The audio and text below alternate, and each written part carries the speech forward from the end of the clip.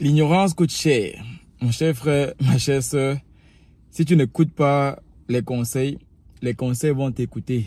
Et amèrement, tu risques de te retrouver dans une situation que tu vas regretter. Cette vidéo, c'est particulièrement pour tous ceux-là qui sont aux États-Unis, qui sont en Europe, qui sont au Canada, qui sont à l'extérieur de leur pays. Et aussi pour tous ceux-là qui sont encore au pays, comme on...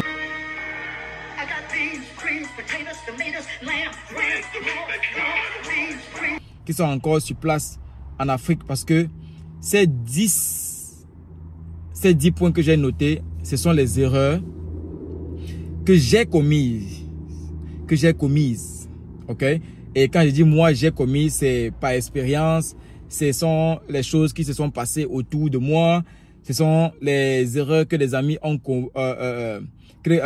commis, ce sont donc c'est tout ce que j'observe, ce sont des réalités que nous commettons étant ici à l'extérieur du pays, étant ici aux États-Unis, étant ici en Europe, étant ici au Canada.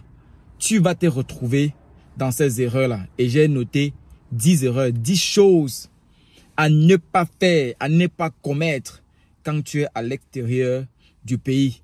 Et le 10e point, la 10e chose, tu vas mieux comprendre ce dont je parle. Je vais te mettre au défi avec le 10e point. Donc, let's go.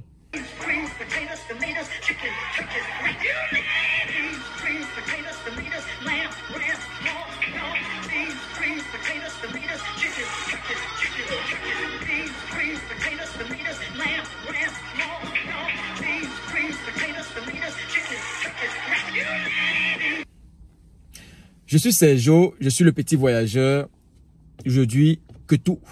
Parce que soldat, non seulement soldat de la vie, soldat de la route, mais aujourd'hui, je suis soldat dans l'armée américaine. C'est une grâce, c'est de pouvoir saisir une opportunité et de faire partie de ce groupe de personnes, ce groupe aussi infime de personnes qui joignent l'armée américaine. Et avec l'expérience, toute la bagatelle d'expérience que nous avons emmagasinée au jour d'aujourd'hui, on ne va pas se lasser, on ne va pas se fatiguer de toujours, on va pas dire coacher, mais de toujours informer, mais de toujours prévenir, mais de toujours assister, aider ces personnes-là qui veulent faire ce que nous avons déjà fait, ou alors qui veulent au moins savoir l'information. On va le faire et on va partager cela. Quitte à ce que tu prennes l'information et tu décides d'en faire ce que tu veux.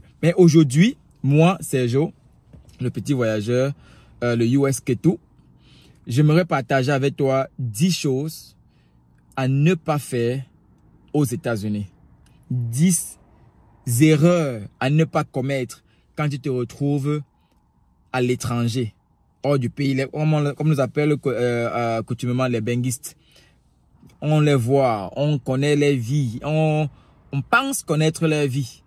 Mais écoute alors les 10 erreurs que nous commettons une fois à l'extérieur du pays. Et ça nous cloue demain. Ça nous cloue, ça nous rattrape.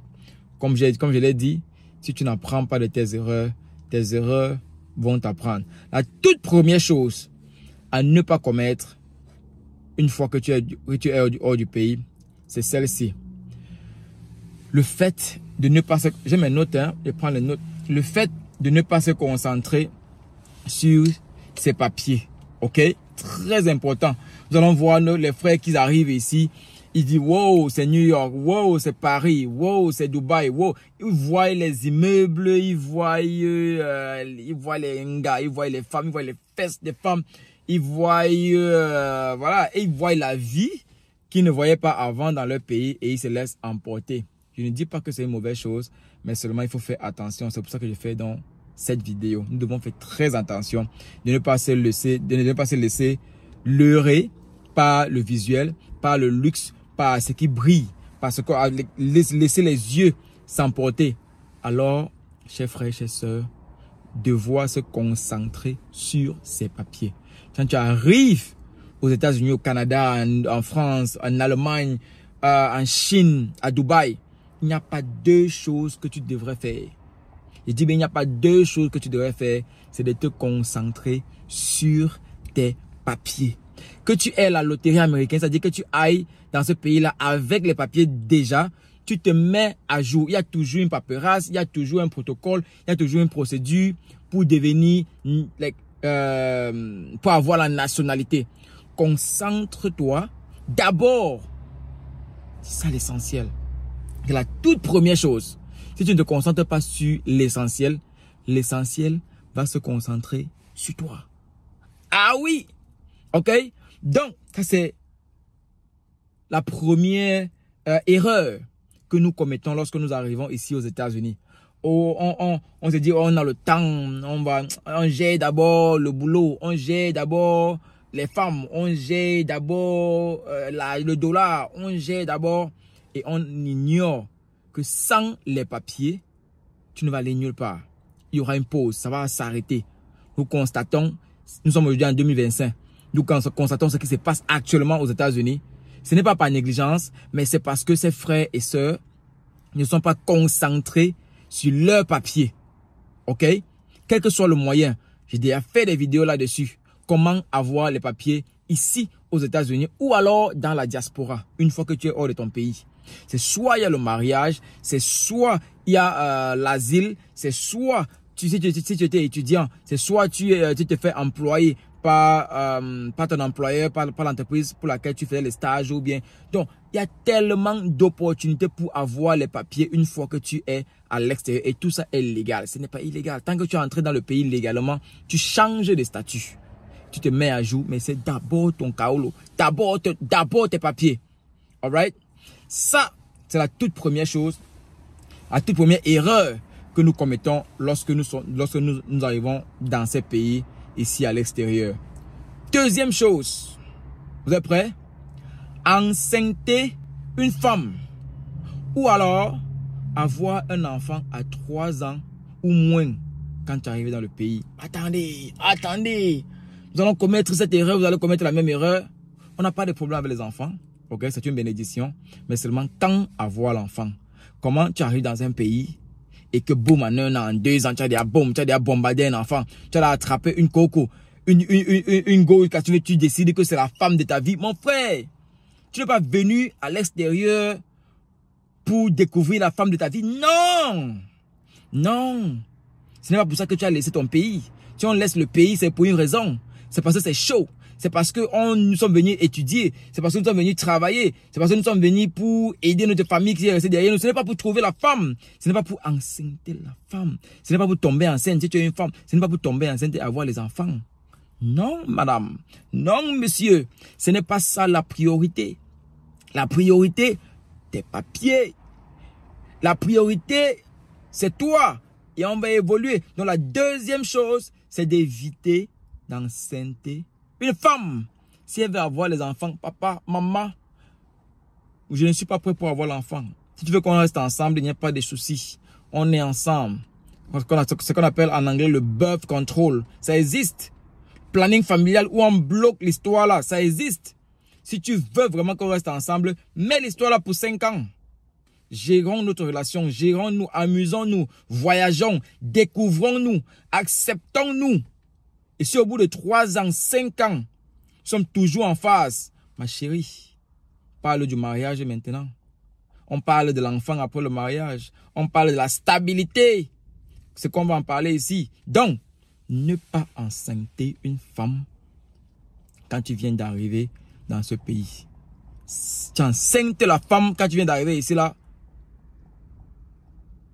Cet enfant-là va te clouer. Ou alors, cette situation va te clouer. Parce que tu n'as pas encore de situation, en fait. Ok? Donc, ce n'est pas une mauvaise chose d'avoir les enfants encore. C'est un cas général. Donc, déposez en commentaire tout ce que vous voulez. Déposez, insultez comme vous voulez. Ou alors, donner, critiquer, apprécier. Moi, c'est mon avis. Moi, c'est Sergio, le petit voyageur. Moi, c'est Sergio, le keto. Et je donne mon avis, qui n'est pas un avis professionnel, qui n'est pas un avis de scientifique, qui n'est pas un avis unique. C'est un avis personnel. C'est mon avis et c'est mon idée. C'est ma position. Si tu n'es pas d'accord avec, dépose en commentaire, fais-moi savoir quelle est ta position là-dessus. On pourra en parler. Un homme, on pourra accepter de ne pas s'accepter. Là, nous sommes, Donc du coup, n'enseigne pas la femme, mon frère. Ce n'est pas ça. Ce n'est pas pour ça que tu es venu aux États-Unis. Ce n'est pas pour ça que tu es arrivé au Canada. Et toi, madame, si tu as 30 ans, 35 ans, 40 ans, il n'y a pas de souci. Tu ne veux pas avoir l'enfant et ne pas attendre et ne pas pouvoir rentrer à l'école, ne pas pouvoir travailler, ne pas pouvoir... C'est difficile d'avoir un enfant, 2 enfants, 3 enfants dans un pays pareil. Ah oui, ce n'est pas l'Afrique où il y a la tante, il y a l'oncle, il y a la grand-mère, Non!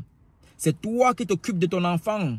Et tu as le soutien du gouvernement avec peut-être le lait, avec peut-être pendant 6 mois. Mais la garderie là, la garderie ici aux États-Unis, c'est la magie. C'est tout ton salaire de la semaine. Ah oui! Si tu as déposé l'enfant à 6 heures, parce que tu travailles à 7 heures ou à 8 heures, tu finis le travail à 15 heures, le temps d'arriver là-bas, il est à 16 heures. La garderie commence à 6 heures, ça finit à 15 heures. Ça veut dire que le temps d'arriver là-bas, il est 16 heures. Donc, tu as 1 heure extra que tu vas payer. Même si tu négocies avec eux, que tu payes, c'est lundi à vendredi. Tu travailles combien pour pouvoir payer la garderie de lundi à vendredi? Donc, tu as besoin de quelqu'un pour te soutenir. Alors, tu travailles pour la garderie. Vaut mieux que tu restes à la maison. Sinon, tu auras quel travail? Qui va payer 2 fois la garderie? Si tu peux, tant mieux. Ou alors, voilà comment tu involves maintenant, tu impliques l'homme, un partenaire, un ceci, un cela. Si tu as le backup, chérie, avec l'âge, on comprend, tu vas voir ton enfant, tu vas voir ton garçon, tu vas voir ta fille, au moins un enfant, on comprend cela. C'est au cas par cas. Et ça, c'est un cas général. Mon frère, il n'y a pas la course. Même à 40, tu commences, mais à 40, c'est bon. 40 ans, tu fais l'enfant ou bien 30 ans. Il n'y a pas la course pour nous les hommes. Alors, il n'y a pas de pression. Faire l'enfant à moins de 3 ans et dans ce pays, ce n'est pas bon. On vous parle par expérience, je vous parle parce que j'ai entendu, je vous parle parce que j'ai vu, je vous parle parce que le parler nous a fait. On ne fait plus le bavardage, on ne fait plus le parler, mais le parler nous a fait. Il y a rétroaction dans ce que je vous dis là. Alors, voilà la réalité.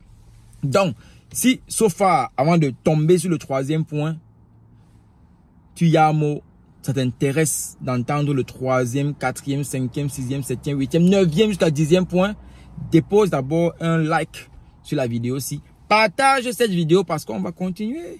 On va continuer à se dire la vérité. Ok? Donc, dépose un like. Dépose en commentaire ce que tu as apprécié so far. Dépose en commentaire ta position. Et on avance. Next. Dans une autre vidéo, parce que nous sommes déjà à 12 minutes. Partie 2. Des choses que tu ne dois pas faire